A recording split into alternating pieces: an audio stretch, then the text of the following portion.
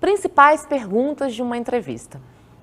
O importante de você saber as principais perguntas de um processo de seleção é para você chegar lá mais preparado, mas é importante que você seja breve, sucinto e objetivo nas suas respostas. Seja natural e não decore. Nenhuma das respostas que eu vou dar aqui, dicas das respostas, é para você decorar e chegar lá e falar da forma que você aprendeu aqui. Por isso, a importância do autoconhecimento. Simplesmente, você se conhecendo, você vai saber dar as respostas lá. E para você se sentir mais seguro, é treinar, treinar, treinar. Treinando, você com certeza vai chegar no momento da entrevista muito mais seguro para conversar com o entrevistador. Perguntas, por exemplo, sobre você. Quando falar sobre, fale um pouco de você, fale um pouco da sua vida. Tente não levar para o lado pessoal, para o lado da família, por exemplo, você dá a resposta. Daqui 5 anos eu quero estar casado com 3 filhos. Não, dê respostas do mundo profissional. Por exemplo, fale da sua carreira profissional, começando do passado, indo para o presente, por onde você percorreu, as suas experiências profissionais. Por exemplo, por que deveríamos contratar, qual o seu maior atributo?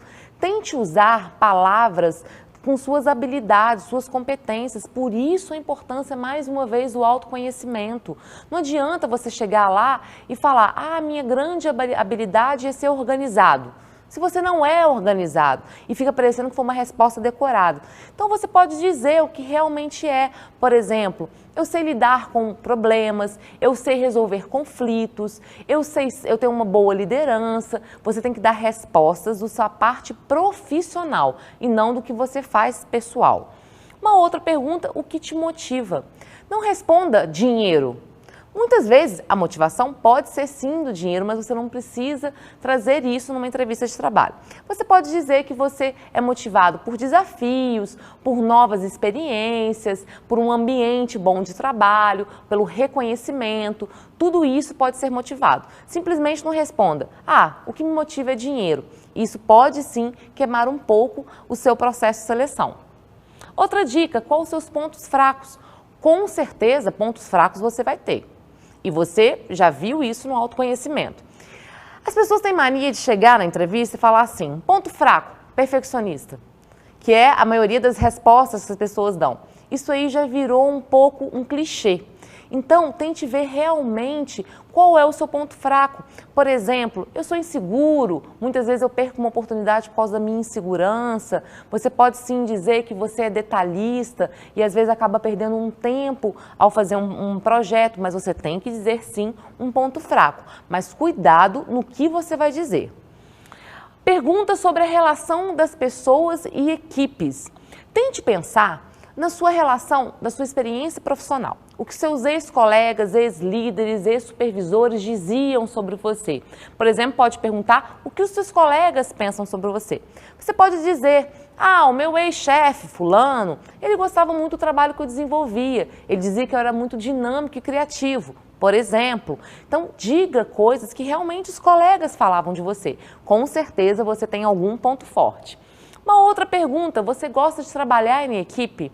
Não responda não. Se você dizer não a essa pergunta, com certeza você vai ser eliminado do processo de seleção. Porque hoje, se você não sabe trabalhar em equipe, você não serve para a empresa. Então diga que sim, que você gosta sim de trabalhar em equipe. Se puder, cite algum exemplo, alguma coisa que aconteceu na sua carreira profissional, que você obteve sucesso trabalhando em equipe. Você já teve que despedir de alguém? O que sentiu? Não vai dizer que você se sentiu muito bem, porque realmente despedir alguém não dá um sentimento muito bom.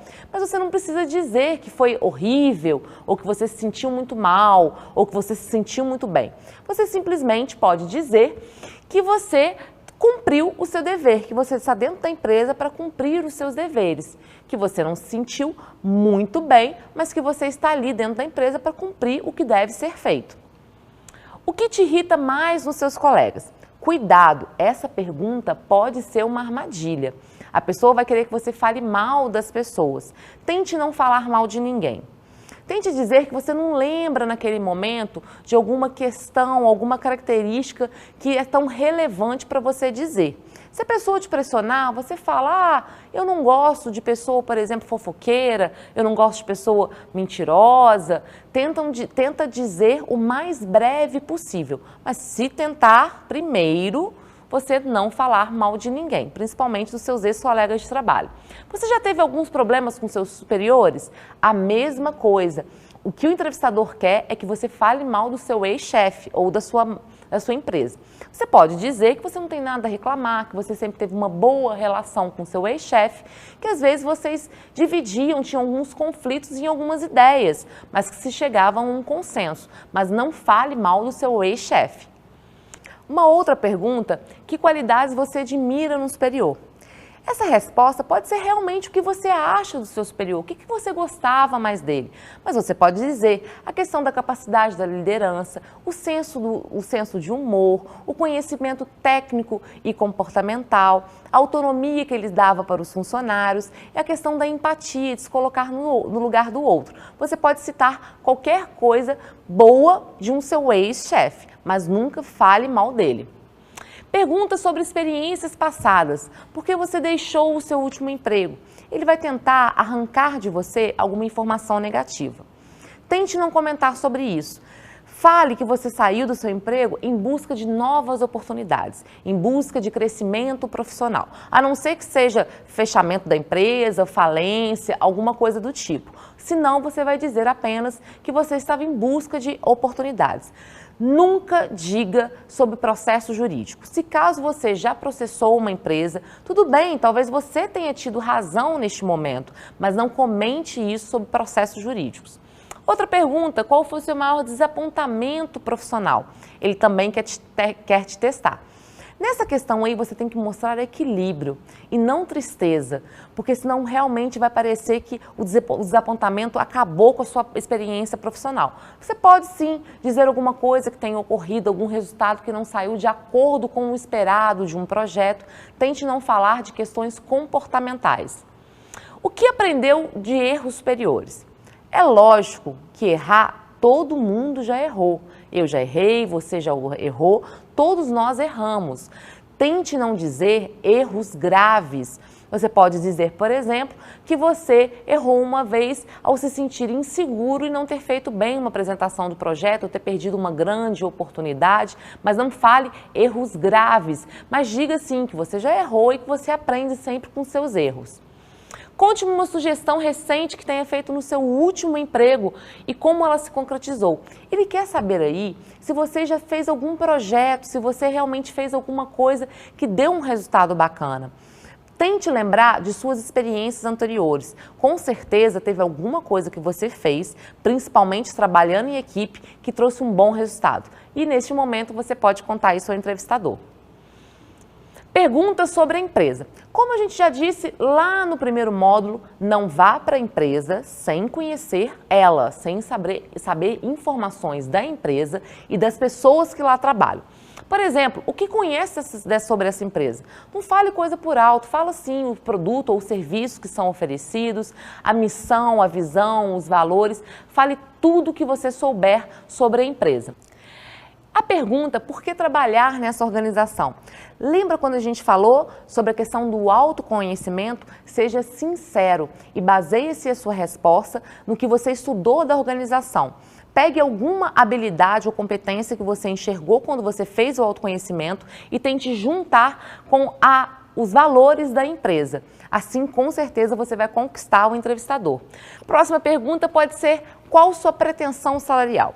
Não dê uma resposta pronta, porque a empresa pode ali estar jogando com você. Você pode, nesse caso, por exemplo, jogar a pergunta para o entrevistador. Mas quanto a empresa pretende pagar para esse cargo? Quais os benefícios que vão ter esse cargo? Você pode sim perguntar para ele. Você pode, inclusive, dizer que não havia pensado nessa possibilidade, que você realmente demonstrou interesse para a vaga e que você quer maiores informações. Mas pode sim perguntar para ele qual a intenção, qual a pretensão salarial da empresa quanto ao cargo.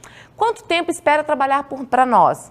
Você deve dizer aí que você quer trabalhar o quanto existir um equilíbrio na relação de vocês, enquanto você, como funcionário, estiver adaptado à empresa e gerando resultados para a empresa de forma com eficácia e eficiência, e a empresa também suprindo as suas expectativas, tendo ali uma relação, um casamento mesmo, que para você vai durar enquanto essa relação for saudável. A questão do olhar. Tente não desviar o olhar do entrevistador. Mas cuidado, uma coisa é o olhar, manter o olhar no entrevistador, outra coisa é encará-lo. São coisas totalmente diferentes.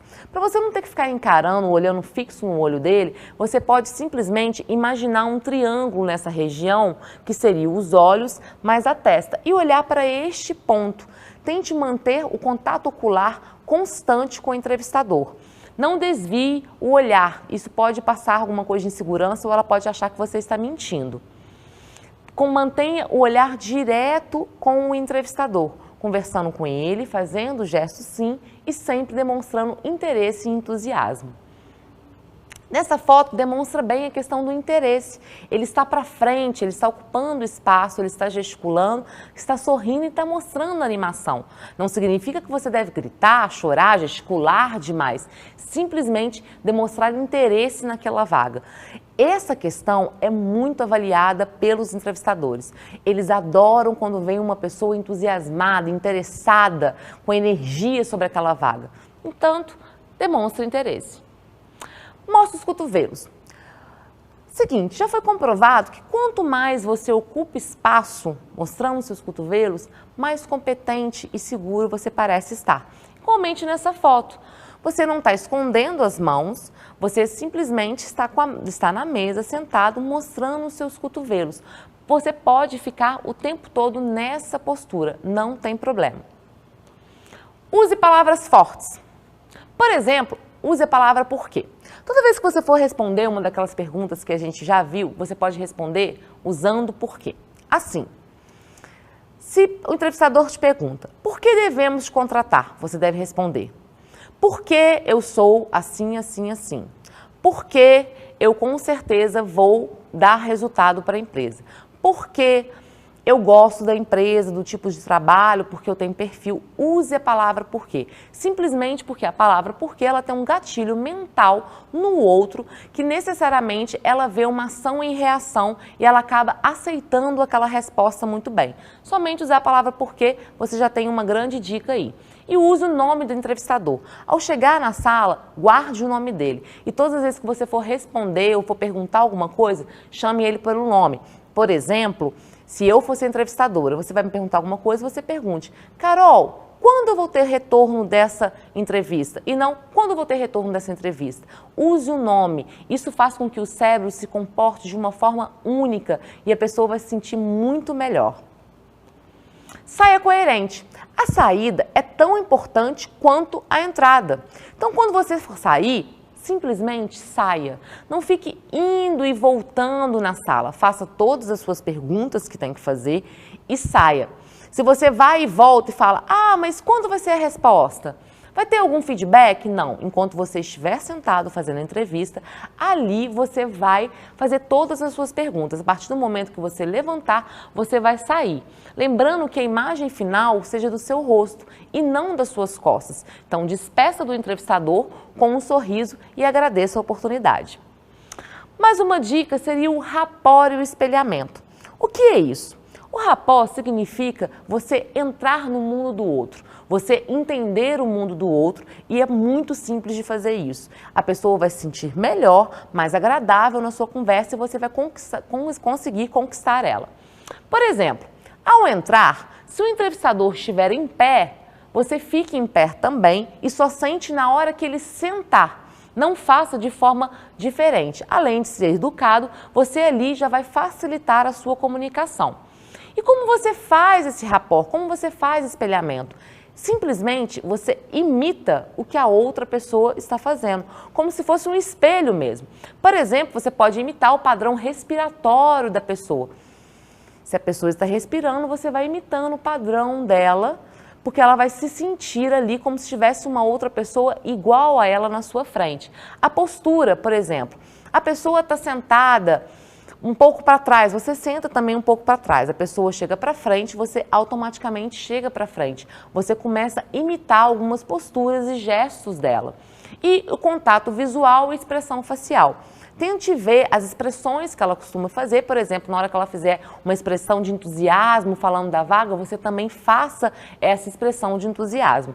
Regra de ouro, você acompanha, acompanha, acompanha o outro. Depois é só conduzir. Você vai vendo a postura, a forma que ele respira, a forma que ele gesticula, vai acompanhando, acompanhando e depois você vai fazendo esse espelhamento. Com certeza vai te ajudar muito na comunicação.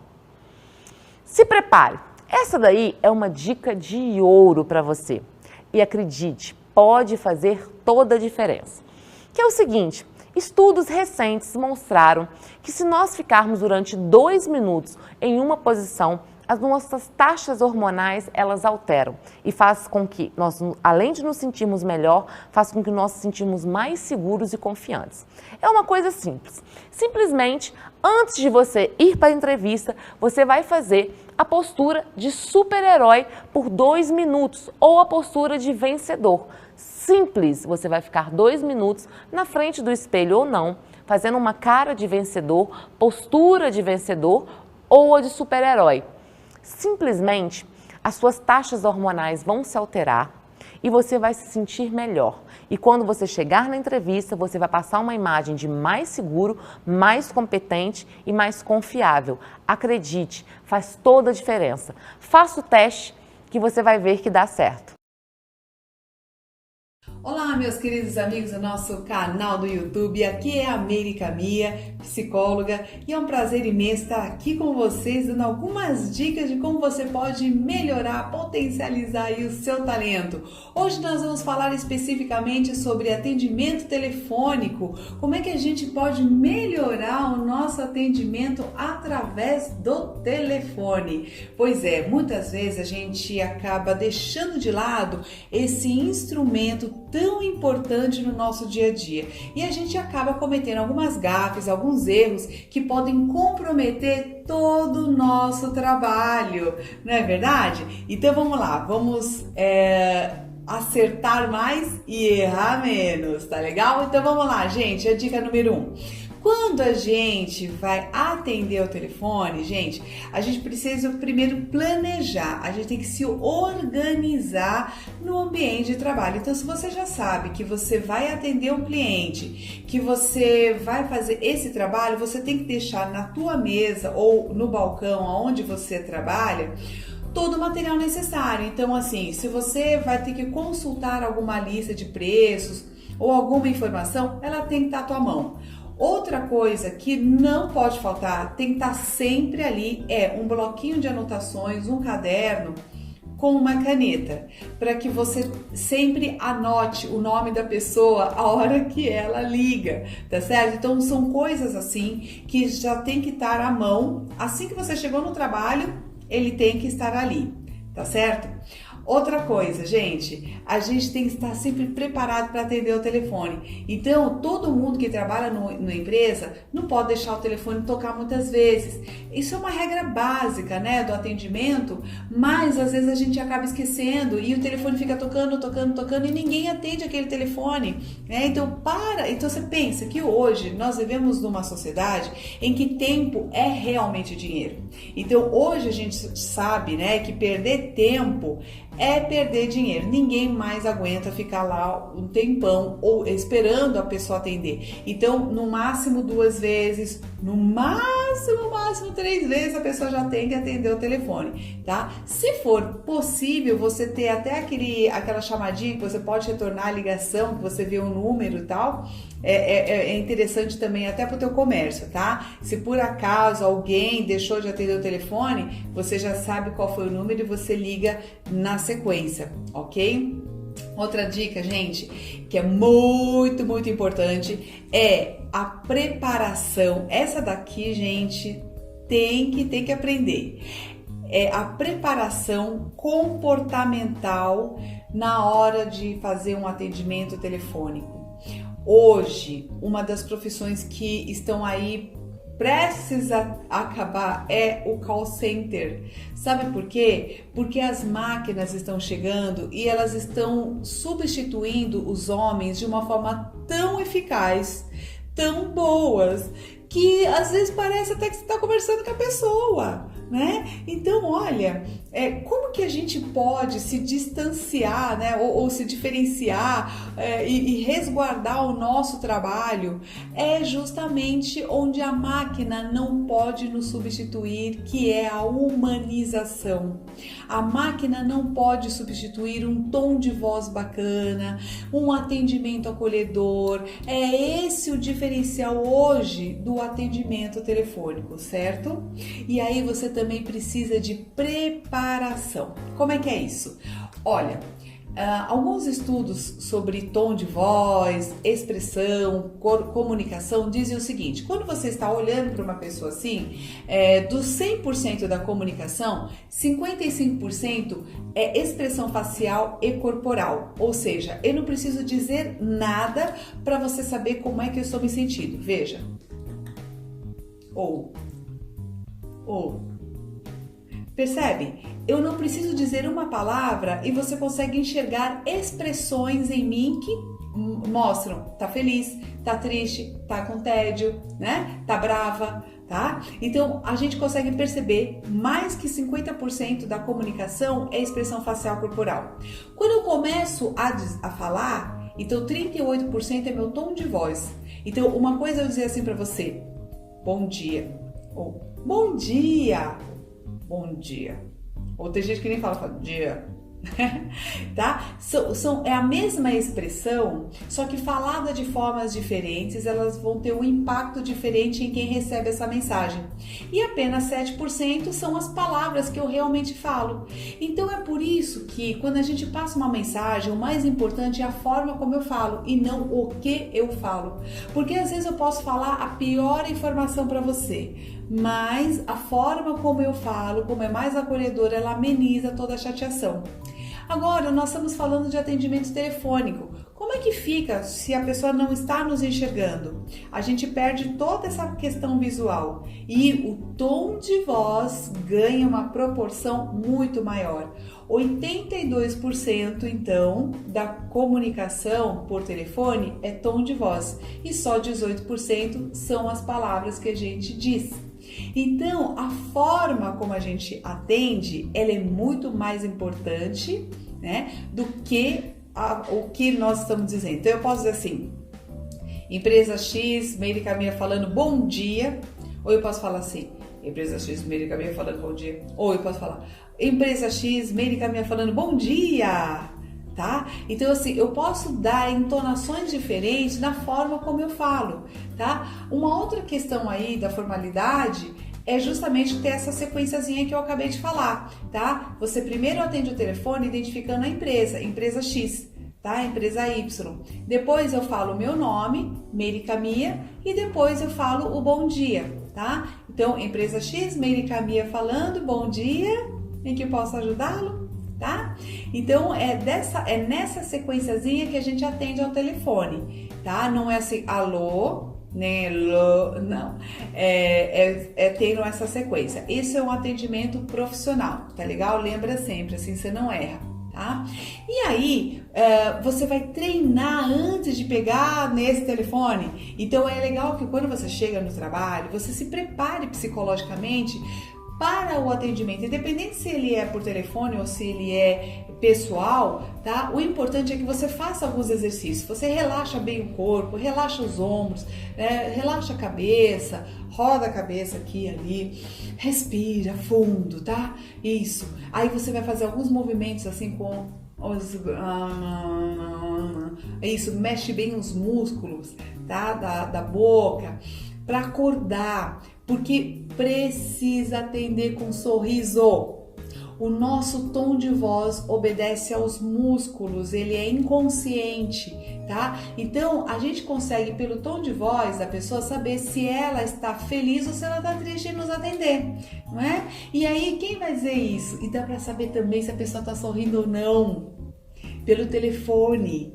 Então, se você está atendendo ao telefone e você quer passar a mensagem de que o teu cliente é especial e que você está receptivo e que você está feliz em atendê-lo, tem que ser sorrindo, tá? Então aí você pega o telefone, né? Então antes de pegar o telefone, dá aquela respiradinha, imposta não só a voz, mas também o corpo, se prepara para estar atento àquilo. Então o seu cérebro já jogou toda a informação necessária para os teus músculos e para a tua mente. Olha, só com o seu corpo, tá? Então atendeu o telefone, empresa X, Meire Camilla falando, bom dia.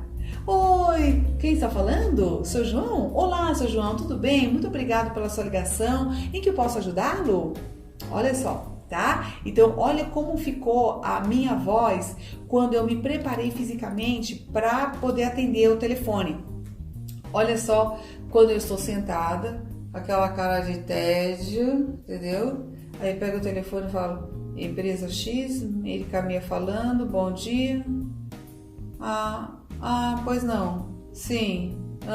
Olha a diferença, gente. Então, o fato de você estar em pé, o fato de você se arrumar na cadeira, o fato de você se preparar para atender ao telefone faz toda a diferença, porque o primeiro impacto realmente fica. É muito difícil você fazer uma segunda impressão depois que a primeira já foi dada. E nós somos muito sensíveis para esse tipo de sinais, que é tom de voz, expressões, tá? Nosso cérebro, ele lê isso muito rápido, então a gente já percebe se a gente é bem querido ou não, porque nosso radar de rejeição é muito alto. O grande medo da maior parte da população, da humanidade, é ser rejeitado. Então nós temos radares muito aguçados em saber se nós somos queridos ou não, independente se é por telefone ou se é pessoalmente. Então fica atento a isso, porque o teu cliente, antes de ser um cifrão, ele é um ser humano que tem sentimentos e ele quer ser respeitado, ele quer ser bem recebido. Então, se você quer fidelizar o seu cliente, então trate de fazer também o seu papel olhando para ele como um ser humano, olhando para ele com respeito, beleza? Então, se prepara para passar a informação correta logo na primeira chamada, beleza? Então vamos lá. Outra dica bacana é não deixar essa pessoa esperando muito tempo, tá? Então toda vez que a pessoa pediu uma informação, você não tem ali, você não estava preparado ou nem dava, você fala assim, um minutinho só, por gentileza, senhor, eu vou checar a sua informação. Você vai lá e não fica esperando, vamos supor que você precisa que uma outra pessoa traga para você essa informação. Você fica ao lado do telefone e fala assim, sou fulano, só um minutinho, por favor, que a gente está aqui pegando o seu material, só um minutinho, tá? Aí você deixa ali lá. E se for possível, enquanto a outra pessoa está resolvendo, se você puder continuar a conversa com esse cliente, melhor ainda. Ô, seu fulano, eu estou pedindo aqui, a pessoa foi dar uma olhadinha aqui no teu material, nos seus dados. Enquanto a pessoa checa aqui, eu estou aqui aguardando com o senhor, tá bem? E o senhor tá bem, seu fulano? Como é que tá a sua família? Se é um cliente já de longa data, tá? Como é que tá a sua família? O senhor tá bem? Ah, nossa, ou se você não conhece nada do cliente, ô, seu fulano, como é que você tá no dia de hoje, hein? Chuvão, hein? E aí esse calor, né? Você puxa um papo com essa pessoa, para quê? Para diminuir a sensação de tempo de espera, tá? Então, o atendimento telefônico, ele vai ser bem ou mal avaliado dependendo da percepção que esse cliente teve. Então, o cliente não gosta de achar que aquele atendimento demorou muito tempo, né? Que ele perdeu tempo naquele atendimento. Então, uma forma que você tem de diminuir essa insatisfação é colocando coisa no meio, tá? Puxando um assunto, né? Conversando um pouquinho com essa pessoa, mas também não vai conversar coisa besta, né? Conversa uma coisa que seja interessante, tá legal? Então, assim, é legal que você leia também um pouquinho, que você se instrua um pouquinho, que você tenha lá pelo menos um tema bacaninha para você puxar esse assunto com esse cliente. Tá legal? Olha, quando a gente fala por telefone, a gente precisa falar de uma forma um pouquinho mais lenta do que o normal. Por exemplo, aqui no vídeo eu tô falando com você numa velocidade normal, Mas se eu estivesse falando com você ao telefone, eu falaria de uma forma um pouquinho mais espaçada, porque justamente como você está perdendo toda essa informação que eu estou te passando aqui, dos gestos, da ênfase, da expressão facial e tudo mais, a pessoa vai ter que prestar muito mais atenção no meu tom de voz e nas palavras que eu estou dizendo. Então aí é importante que você fale um pouquinho mais lento, não demais, mas um pouquinho mais lento, porque você sabe que a pessoa vai ter que prestar muito mais atenção do que na comunicação visual, tá legal? Tá? Outro erro que ficou muito famoso aí nos call centers é o gerundismo. Sabe aquela coisa assim de falar, vou estar fazendo isso agora, vou estar mandando para a senhora, vou estar, né? Então esse vou estar fazendo são esses três verbos não existem em português. Vou, que é o verbo ir, estar fazendo, não, é vou fazer ou irei fazer, esse é o jeito correto, tá? Farei isso, tá? Então assim, são outras formas mais corretas de se prestar alguma ação no futuro, tá legal?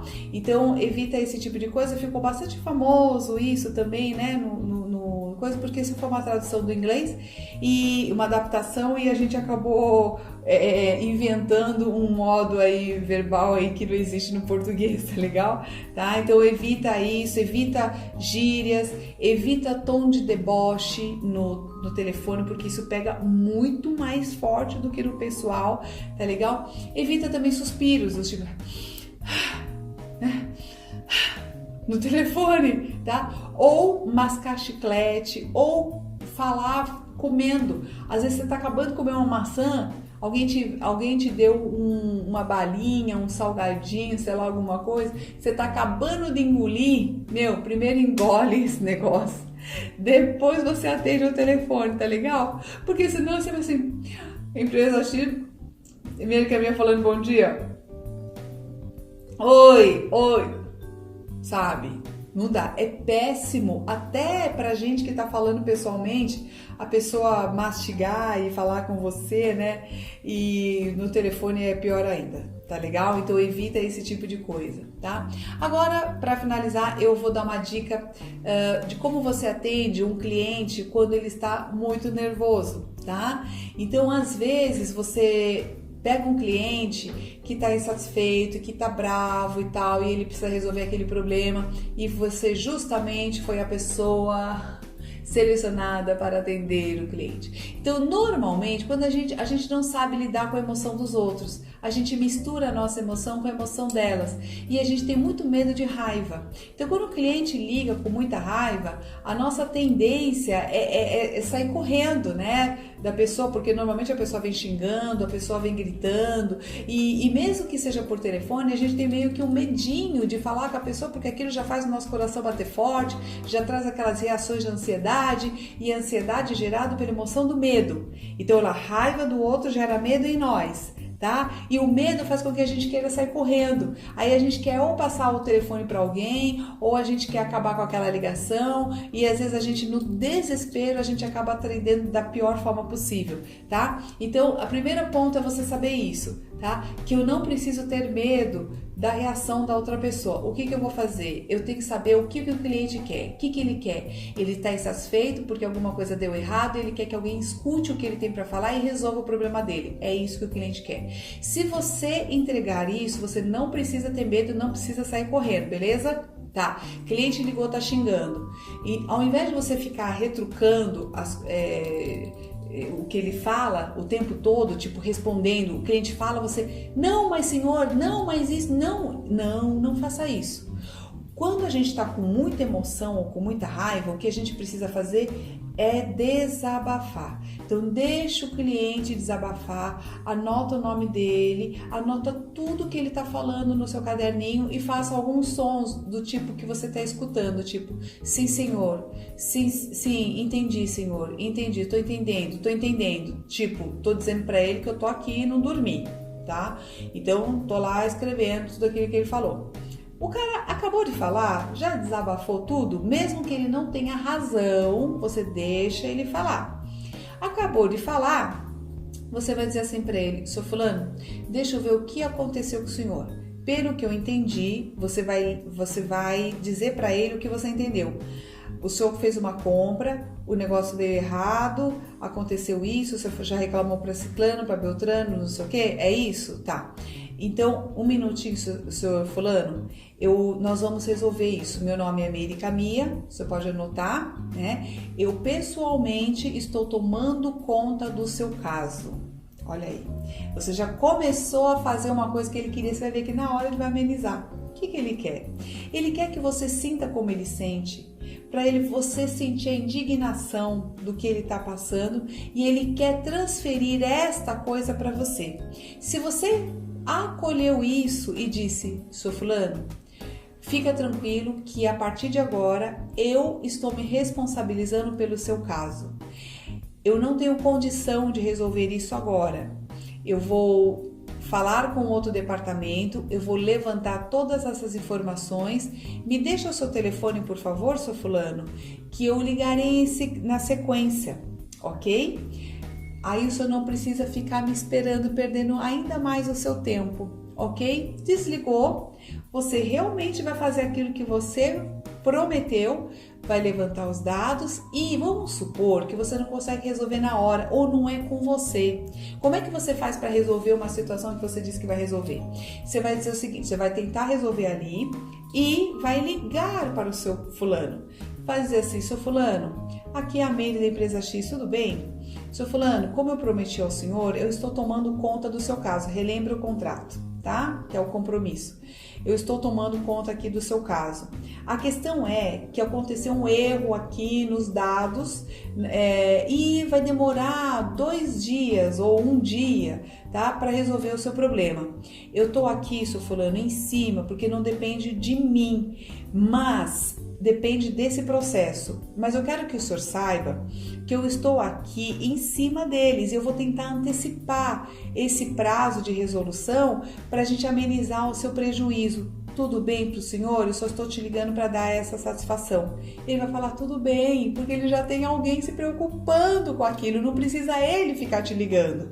E aí, passa mais um tempinho, você liga para ele de novo, né? Passa lá algumas horas ou no final do dia você lembra: seu fulano, olha, só para lembrar o senhor, eu ainda não consegui resolver, mas só para você saber que eu tô aqui ainda cumprindo com aquilo que eu prometi, tô olhando aqui o senhor, só fica tranquilo que esse problema aqui agora é meu, tá bem? Ok. E aí você vai dando feedbacks para essa pessoa, pelo menos uma vez ao dia, até você conseguir resolver aquele problema. Porque, veja, essa técnica funciona, gente, porque todo mundo sabe que nós estamos, nós podemos errar, todo mundo erra, o correio pode errar, o sistema pode falhar, as pessoas podem falhar e a gente sabe disso, o cliente sabe disso. Agora, o que ele não quer? Ele não quer o desdém, ele não quer o descaso. Então ele perdoa qualquer erro que a empresa pode ter cometido, por mais esdrúxulo que seja esse problema, mas se ele vê que alguém está se importando, que alguém está vestindo a camisa dele, está lá lutando por ele, ele não se importa. Por quê? Porque ele sabe que você vai errar menos agora. Ele sabe que esse erro está tendo um aprendizado, tá? E que vocês vão fazer o máximo possível para minimizar esse erro. Além disso, vocês estão ganhando ponto com esse cliente, porque vocês estão vendo que ele está vendo que vocês são uma empresa que realmente se importa em melhorar a qualidade do serviço. Vocês não estão negando o erro, vocês não estão fazendo desdém com esse cliente, vocês estão acolhendo o cliente com todo o respeito que ele merece. O cliente está dando um voto de confiança e a forma que vocês atendem é uma forma de responder a isso de uma forma, como é que eu vou dizer, respeitosa e grata, né? E é dessa forma, gente, que a gente fideliza problema. A gente sabe que na fidelização a gente tem uma relação, um relacionamento com o cliente. No relacionamento a gente Tem coisas positivas e também tem coisas negativas, mas o mais importante é que a gente supere as coisas negativas com sabedoria, trazendo o aprendizado. Assim, nem mesmo a experiência negativa, ela é vista dessa forma, ela consegue realmente cumprir a função dela, é a gente aprender com o nosso erro e melhorar sempre. Pronto, deixou uma marca positiva aí para o seu cliente. Tá legal, gente? Então, vamos resumir aqui o que a gente viu hoje. Preparação, palavra-chave. Preparação e treino da entonação, do tom de voz que você usa. Atenda rápido, no máximo em 2, 3 toques. Fala primeiro o nome da empresa, o seu nome e depois o bom dia. Sempre deixa um caderninho de anotação, anota sempre tudo que o cliente fala, que é coisa desagradável, tem que repetir tudo que você já acabou de falar, tá certo? Que isso mostra desdém, né? Mostra que é falta de atenção, tá legal? Então, gente, agora é só colocar em prática, tá bom? Um grande beijo para vocês e até o nosso próximo.